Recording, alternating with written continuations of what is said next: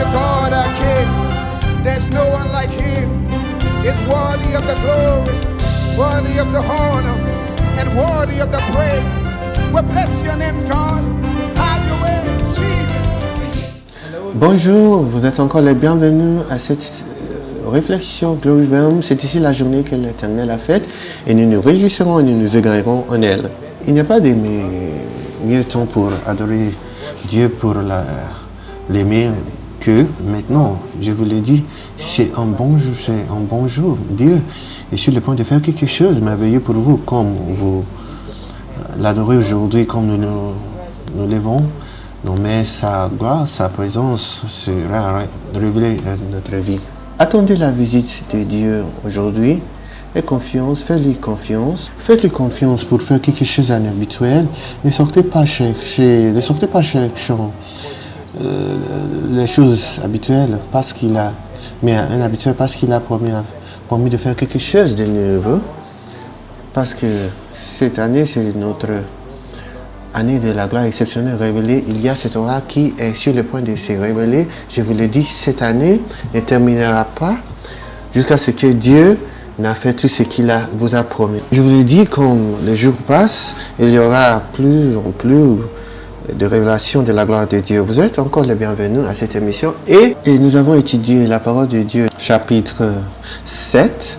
Et hier, nous avons lu verset 6 et aujourd'hui, nous allons à verset 7.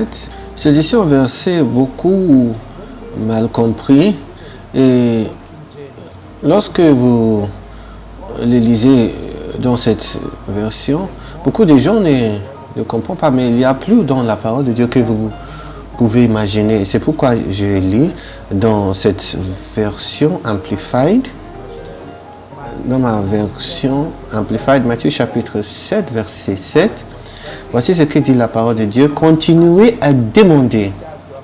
Si vous lisez en autre version, elle dit demander. Mais il y a beaucoup de différences en cette version qui dit continuez à demander et cela vous sera donné. Continuez à chercher et vous trouverez. Continuez à frapper révérencieusement et la porte vous sera ouverte.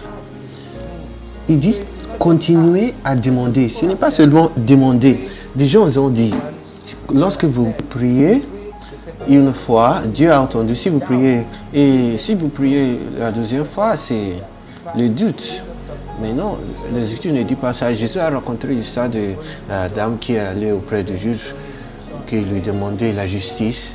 Et après, le juge devrait lui entendre parce qu'elle a continué de venir. Eh bien, mais si vous voulez votre péché, vous n'arrivez pas à vous lâcher facilement. Il y aura des oppositions, il y a des limitations, il y aura beaucoup de choses qui se tient devant vous. Et Jésus dit, n'arrêtez pas. Il dit, continuez à demander. C'est la personne qui continue à demander qui recevra. Il dit, continuez à demander et vous sera donné.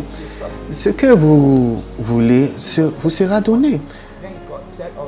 Et il dit, continuez à chercher, à trouver.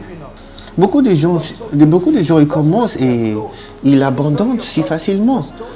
Lorsqu'ils sont très prêts à leur percer, il y avait quelqu'un qui causait pour le trésor et à un certain point, il abandonnait.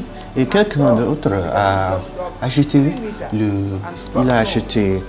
champ et il a causé pour 3 mètres. Il a trouvé de l'or, 3 mètres. La personne qui a abandonné 3 mètres à son percé. Donc Jésus a dit, continuez à demander, continuez à trouver. Et lorsqu'il parlait de frapper, il dit, continuez à frapper.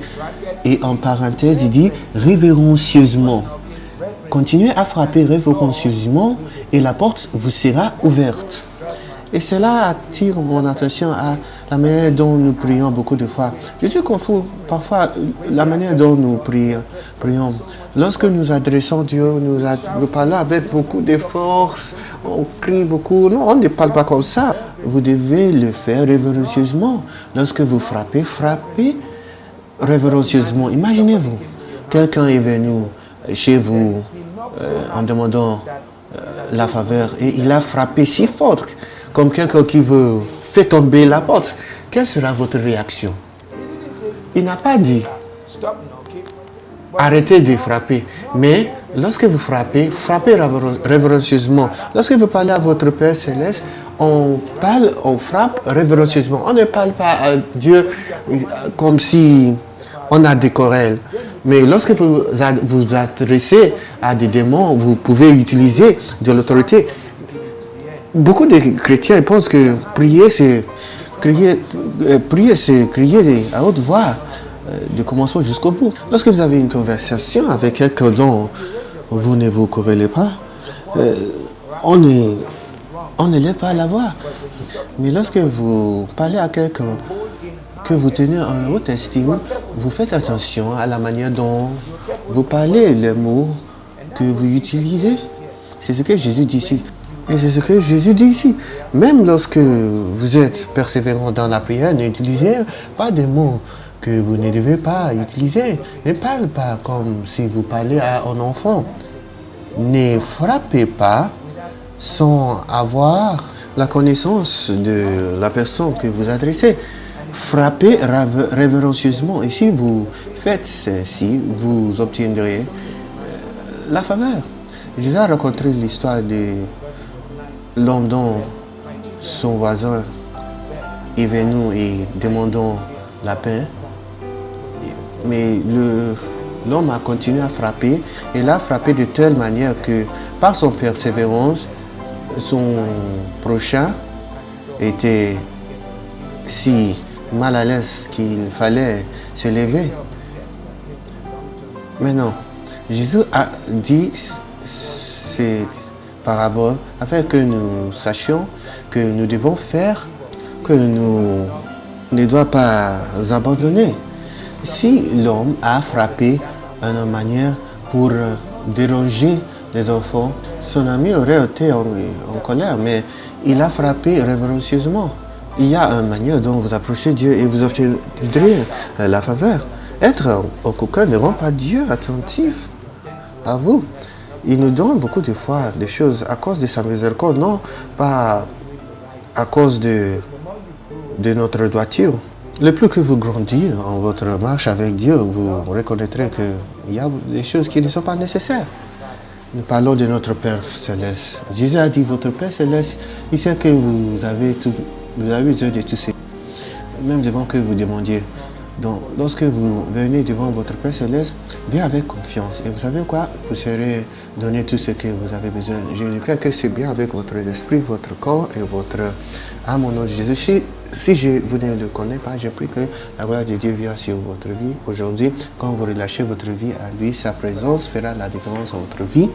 Merci de nous avoir rejoints dans cette émission. Que la bénédiction et la gloire de Dieu va avec vous cette semaine. Au nom de Jésus, que Dieu vous bénisse.